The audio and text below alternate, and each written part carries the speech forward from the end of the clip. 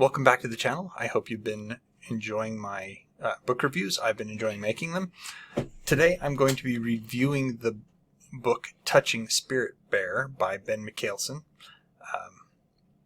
To start at the beginning, the main character of the book is Cole Matthews. Cole Matthews is a juvenile delinquent. He's living in Minneapolis, Minnesota in the United States.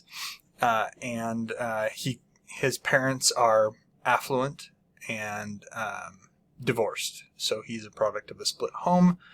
Like I said, he's a juvenile delinquent. He prides himself on being smarter than everybody around him. It's not like he's doing well in school, but it's like he never gets caught for his misdeeds. Or if he does get caught for his misdeeds, he manages to get out of it by gaming the system. In addition, because his parents are wealthy, they have the money to throw at a lawyer to in those instances where Cole cannot get himself out of the situation. They have the lawyer that can get him out. So Cole is an angry young man. Very, very angry. He's angry at the world. He's angry at society. He bounces around from therapist to therapist because he's got a lot of issues, and it's not like his parents are sending him to these therapists or anything. It's, he gets in trouble with the law, and the law says, okay, you need to go see this person, this social worker, this, therapist, whatever the case may be. And Cole sees this the system as passing the buck. So he goes to see someone who is there to allegedly help him. And from his point of view, the person is there to help him. But from Cole's point of view, they're not there to help him. They're there. There's an ulterior motive on their part for what they're doing. And when it inevitably fails, again, from Cole's point of view, that this person can't help him, they send him on to someone else. And so he feels that this is passing the buck. Anyway, at one point in the book, he nearly beats a kid to death. He broke into a store or something after hours and robbed the place and also trashed it. He never got caught. The police couldn't, there was nothing in that he'd left as far as evidence went to link him to the crime. But he got cocky, and he started bragging about it at school, that he had done this and got away with it. And somebody reported him. Now, I don't recall that Cole, that it was like, this person definitely was the one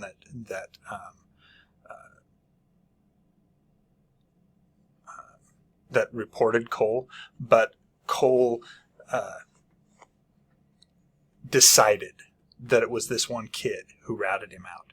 And so what he did was while he was at school, grabbed the kid and started beating him up. And at one point started slamming his head into the pavement. Now, I think some of the violence in the book is a little downplayed because they keep saying things like that Cole beat the kid nearly senseless, or almost senseless. And the kid did not lose consciousness apparently, but I would assume that if you were having your head smacked into the ground repeatedly, not just like dirt but on concrete, that you would probably lose consciousness even for a second. But it took six other students to pull Cole off this poor kid that he was beating up. And in this, like I said, it feels to me that the violence was downplayed, but if Cole hadn't been stopped, he would have killed the kid. He was incoherent with rage at this kid for this perceived slight against him, and he took it out on him ruthlessly. And Cole was then remanded to the juvenile correction facility, and this he couldn't get out of. He was definitely caught red-handed. I mean, there were 6 people trying to pull him off of this one kid that he was beating up. There were probably a ton of other people there, and this poor kid had to get reconstructive surgery. He was going to be physically impaired for the rest of his life for what Cole had done to him. And so he ends up in juvenile detention with the threat at this point of being charged as an adult. The crime he committed was serious enough that they were considering charging him as an adult and sending him to prison, which in my mind was an appropriate response. However, one of the correction officers, probation officers, I'm not entirely sure what his role was. He was a Tlingit from Alaska. It's one of the native tribes that live in Alaska. He was Cole's caseworker, probation officer. I'm not entirely sure. It doesn't really go into what his job was. But he was working with the correctional facility, and apparently he saw some potential in Cole, or he saw in Cole, what's the word? He saw someone who could improve, a kindred spirit, if you will, and he tried to reach out to Cole. But Cole, at this point, was unrepentant, and he blamed everyone else for the fact that he was there. It was not his fault that he beat the kid up. It was the kid's fault that he beat him up. Because if he had never reported him, if he had never ratted on him, Cole would never have done something like that. And it was his parents' fault. It was society's fault. It was his lawyer's fault. It was everybody's fault but his own. And he definitely had a chip on his shoulder. One of the things that this probation officer, Garvey, was trying to do with Cole was get him interested in circle justice. Now, this is something that is, I think it can be a good thing. What it is it's a Native American tradition where when somebody breaks the law of the tribe members, the offended party, the offender, they all get together and they discuss an appropriate response to the person, to their crime. And so he gives the kind of example of, if let's say you kill my cat. In order for you to make up for killing my cat, you have to get me a new cat.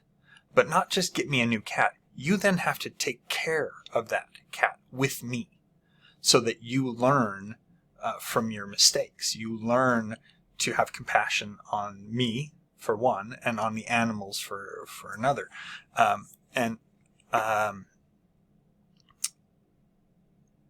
So Cole latches onto this idea of circle justice, not because he wants to reform or make up for his past misdeeds.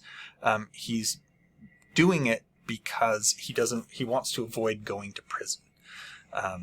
Entirely, in my mind, the wrong approach to his situation. And so you can almost tell right off that he's still fighting against the people that are trying to help him. They're like, look, we have an option here for you. We can make it so that you can be punished for what you did, but at the same time, you can learn from this, grow, become a better person, and Cole just sees it as, I'm not going to jail. So it takes a long time because the boy that he nearly killed is involved, and the boy's parents and people from the community. It's basically whoever wants to be involved. And like one of them is a mother in the community, and she's like, no mother should have to go through this. So that's why I'm here, to try to prevent this from happening in my community again. Anyway, the long story short, Cole gets exiled to an island in Alaska. It's not like he's going to be, and his exile is supposed to last a year. And it's not like they're just going to leave him on this island to fend for himself. They've built a cabin for him on this island. They've stocked it with supplies. They are going to check on Cole periodically to make sure he's doing okay. That he it's not like we're throwing you in the wilderness. Here's a hunting knife. Good luck. Here is this cabin that we've built. You'll need to chop your own wood, make sure you have enough for the winter, but we'll make sure that you have food. We'll make sure that that you're basically, he's just going to be cut off from the outside world for a year. So they take him up to this island in Alaska, and he immediately decides he's going to escape by swimming. Yeah, they take him out to this island, and he's thinking, you know what I'm going to do? It's fall, for one thing. He's like, I'm going to, as soon as these guys are out of sight, I'm going to strip down and try to swim the Pacific Ocean in the fall. Yeah, it's insane. So anyway, Cole not only does that, but he also lights he finds the fuel that they left him for, like lanterns and whatever else, and splashes it around inside the cabin he's supposed to live in, and then lights the thing on fire shortly after they left. Now, this is where things, for me, I shouldn't say, Cole showed his stupidity right here. The thing is he had a place to live. He had supplies. I'm not saying that he couldn't have escaped or anything like that, but to light everything on fire and try to swim? Well, one, why didn't they see the smoke? I fail to see why the people that left him on this island didn't see the smoke. It wasn't like he waited a day and then lit the place on fire. It was like they'd been gone for 15 minutes maybe. And they didn't look back even once and say, whoa, that's a lot of smoke coming from that island. Maybe we should go check on what's going on back there. Anyway, Cole jumps in the ocean and starts trying to swim. And he realizes that, like, he's getting tired, and he's like, oh, I must be close to this next island. He hasn't even made it out of the bay. Now, to be fair to Cole, his dad was interested in swimming and did that a lot, and so he forced Cole to swim. And so Cole was a good, strong swimmer. Now, he wasn't able to make it out of the bay because and in his words, it was because of the tide. The tide was coming in rather than going out, and so it was creating this resistance that he couldn't overcome, and likely was the case. Anyway, he ends up back on shore because he is exhausted, and he just has to let the tide wash him back up on the beach. And at this point, he's frickin' freezing, and he crawls up onto the beach, and he crawls, apparently he wakes up in the morning after, like, passing out from exhaustion in the ashes of the the hut he just burned down. Now, he would have burns all over him. Fires do not cool off that fast. And when you're burning down something that large, not only did he burn down the cabin, he burned down all of his food supply. All of it. Gone. There were a couple of metal things. He managed to find a knife that had managed to survive the ordeal. But the thing is he found himself lying in the ashes. Now, like I said, if any of you have been camping, you know that something that's been lit on fire and has burned for a few hours, it leaves embers and coals. And even dousing that stuff with water repeatedly doesn't automatically mean that it is now safe to sleep in. And apparently he sleeps in the ashes without any ill effect. So the next day, he's like, well, now what am I gonna do? Basically, he's torched his shelter. He's torched his food. He's got nothing. So he takes this knife, sharpens a stick. Well, and I forgot about the spirit bear, because this is touching spirit bear. So they tell him about spirit bears. Now, spirit bears are basically white bears. They're not polar bears. They're like grizzlies or brown bears that are white.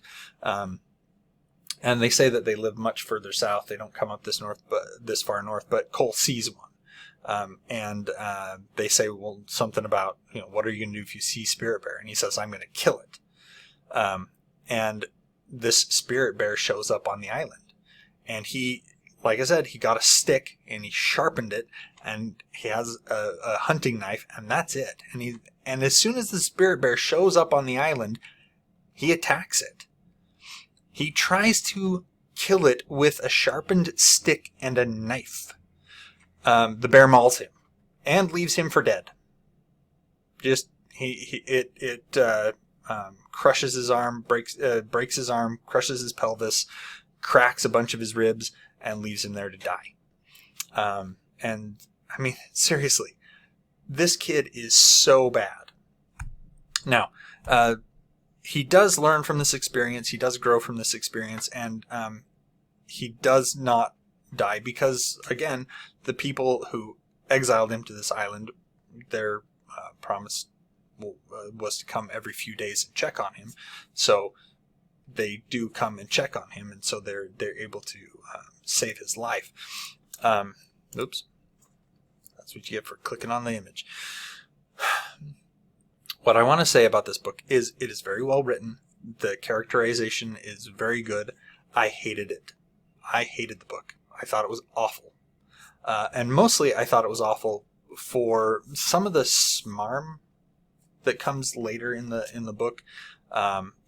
It's just just too gooey, just too neatly wrapped up in a bow for me.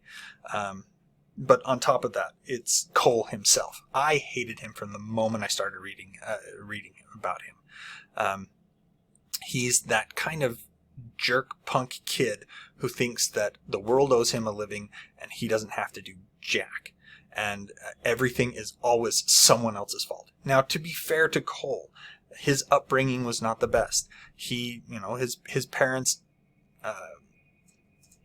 he felt that his parents didn't really care about him. And it kind of showed on his dad. His dad beat him.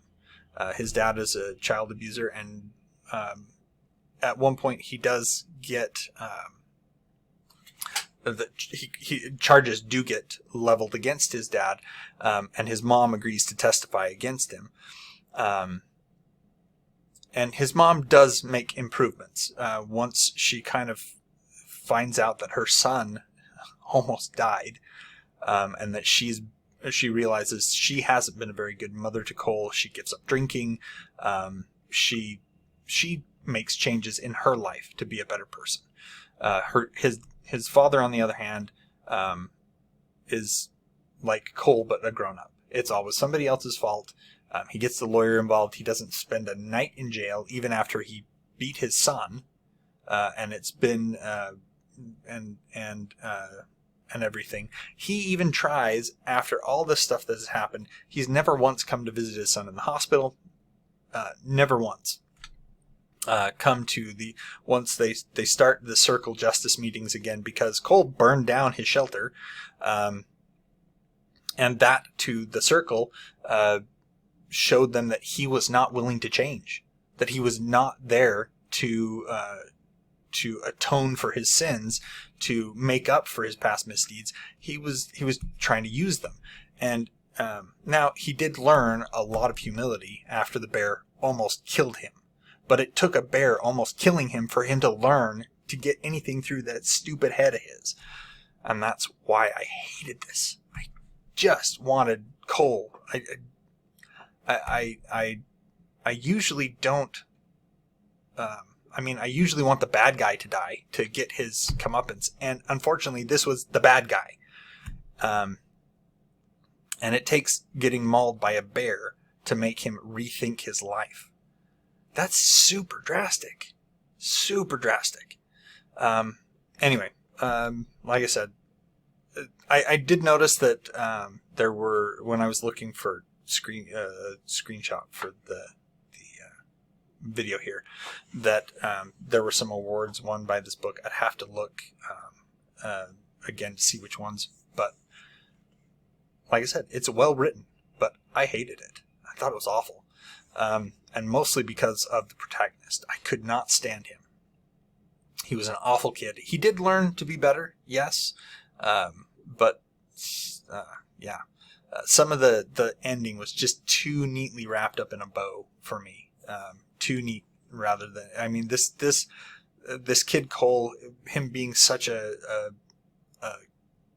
terrible individual, and everything, and then at the end it gets wrapped up too neatly for my taste for what happened to Cole. Now, anyway, if you have questions or comments, please leave them down below. Like and subscribe as always, and until next time, enjoy what you're reading.